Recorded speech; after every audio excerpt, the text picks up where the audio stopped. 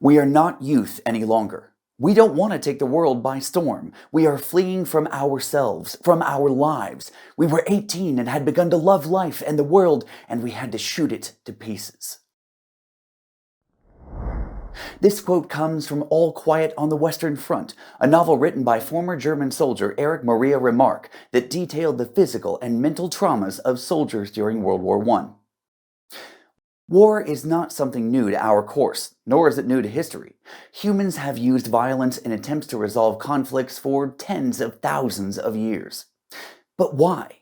In the end, what does it ultimately accomplish? It's a question that historians have struggled to answer, and one we'll continue exploring throughout the unit. We ended the last lesson with the Austro-Hungarian Empire declaring war on Serbia after the assassination of Archduke Franz Ferdinand. This triggered a massive domino effect of other nations joining the brawl, particularly because of the complicated series of political and economic alliances we've been discussing for the last couple of units. Today we'll have the chance to discuss some of the most important moments and innovations from the onset of the war, as well as the lasting impacts it would have on people's lived experiences. Let's take a look at the questions that'll be guiding us along the way. What were the initial alliances and intentions at the start of World War I? What were the conditions and actions on the Western Front? What were the conditions and actions on the Eastern Front? As well as the big picture question that'll be reflected on throughout the unit. What did the Great War ultimately achieve?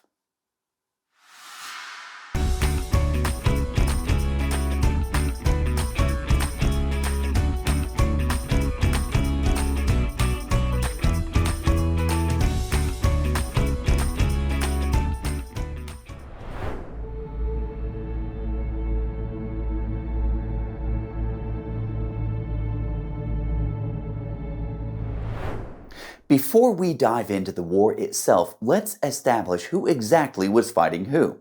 As mentioned, Austria-Hungary declared war on Serbia after the Serbs refused to acquiesce, or give in, to all of its demands following the Archduke's assassination. Austria-Hungary was part of a group known as the Central Powers, which initially included Germany and would later on add Bulgaria as well as the Ottoman Empire.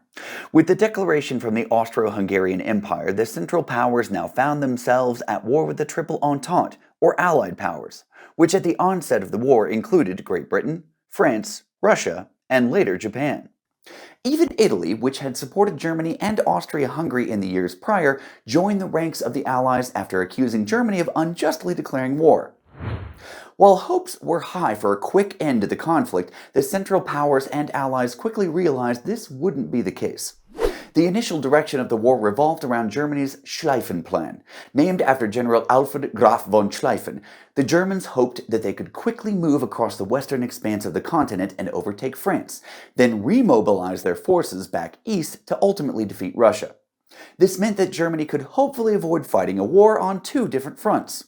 The plan, however, relied on the key assumption that Russia would take much longer to mobilize their troops to the Eastern Front, as they lacked an extensive railroad system. This would theoretically give Germany enough time to defeat France before turning to Russia. The plan gave the Central Powers hope that they could end the war quickly and avoid massive casualties. But as we're about to see, it didn't quite work out the way they intended. Before we move on, let's review. What were the initial alliances and intentions at the start of World War I?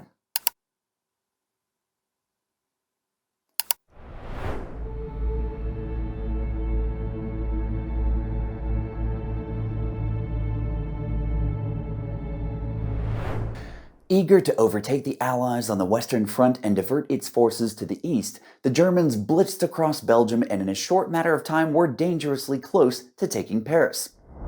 But their fortunes abruptly changed when they found themselves under attack from French forces in the Marne River Valley. Dubbed the Battle of Marne, the conflict saw Germany retreat eastward, which, combined with Russian forces invading Germany and Austria-Hungary much faster than anticipated, meant that the Schlieffen Plan was already in shambles. Germany found itself facing a worst-case scenario, a two-front war. This was just the beginning. Marne was followed by two of the bloodiest battles of not just World War I, but in all of human history. At the Battle of Verdun, the French withstood a massive attack by the German forces that would evolve into the longest battle of the entire war, as both armies lost a staggering 300,000 soldiers. Just a few hours away in the Somme River Valley, the British had joined the fray to relieve some of the pressure felt by French troops.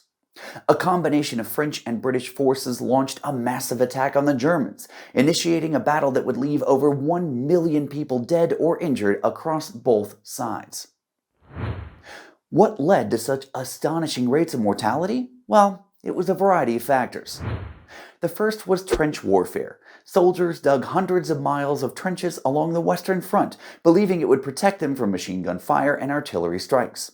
However, living conditions in the trenches were horrifying. Soldiers suffered in cold and damp environments. Disease spread quickly as soldiers were forced to live and fight next to the decomposing bodies of their comrades. If life in the trenches wasn't miserable enough, soldiers had to deal with new advancements in warfare technology, like poison gas, which caused blindness or even death. Increased access to machine guns meant it was virtually impossible for soldiers to advance into enemy territory on foot. And new inventions like tanks, which the British introduced at the Battle of the Somme in 1916, allowed armored vehicles to cross trenches and other difficult terrain. The Germans even introduced submarines into the war, using them to sink Allied ships. And for the first time, planes were used on the battlefield by both Allies and the Central Powers. Primarily used to drop bombs into trenches and fire on other planes, production of warplanes skyrocketed by 1,000% by the end of the war.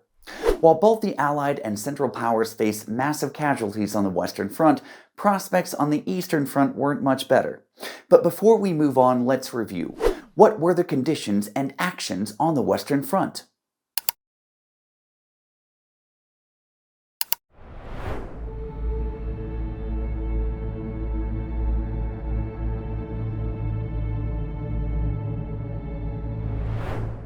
As previously mentioned, Russian troops arrived at the Eastern Front along the borders of Austria and Germany much earlier than the Central Powers had anticipated.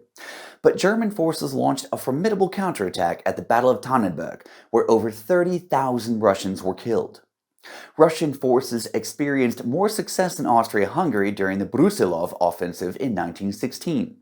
Named after the Russian general that devised the plan, the offensive saw the Russian army overwhelm Austrian forces, leading to over 1 million Austrian casualties and Russia deeming it its greatest victory of the war. Although the Austrian army eventually was able to expel Russian forces from its territory, the attack diverted Central Power troops from the Western Front, which the other Allied forces definitely appreciated.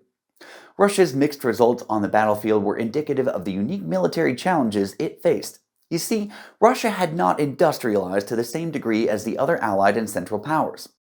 In fact, Russian troops often found themselves without key supplies like food, weapons, uniforms, and even blankets.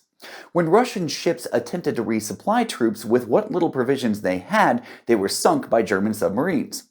This made surviving brutal freezing temperatures on the Eastern Front even more difficult. But Russia was able to withstand high death tolls simply because its population was so big that it could constantly replenish its troops with more bodies. The fact that Russia was outmatched on the battlefield was not lost on many Russians, and in our next lesson we'll discuss the unrest this caused within the country. But let's take a moment to review. What were the conditions and actions on the Eastern Front?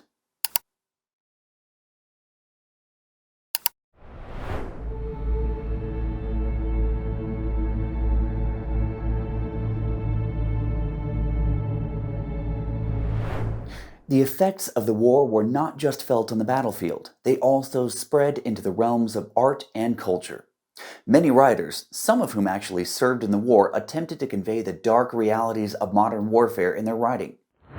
Books like Dalton Trumbo's Johnny Got His Gun, Ernest Hemingway's A Farewell to Arms, and All Quiet on the Western Front explored the hopelessness and disorientation that many soldiers felt during the war and when they returned home.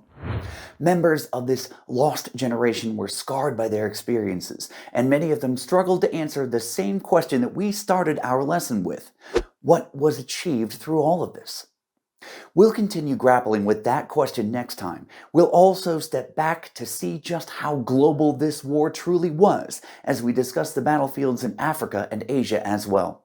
Until then, keep your eyes, ears, and hearts open because history is everywhere.